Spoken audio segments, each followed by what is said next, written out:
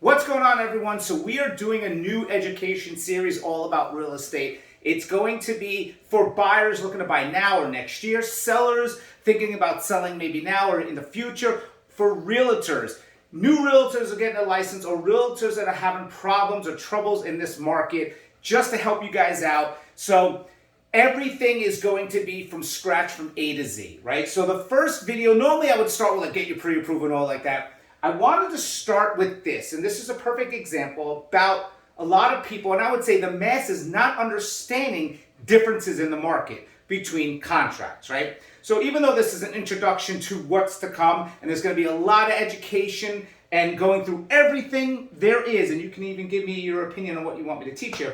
Here's a prime example. We have two different contracts out there. We have an as-is contract and we have a FAR bar, right? And the difference between the as-is contract is the buyer has the rights to do inspection, the seller has the right to sell it as is, but the buyer could soulfully back out. Whereas the FAR bar, the seller has an obligation to fix certain things. I'll get into that at a different time, not necessarily, but the buyer can't soulfully back out. And both of these contracts are amazing, but sometimes one is a lot better than the other one.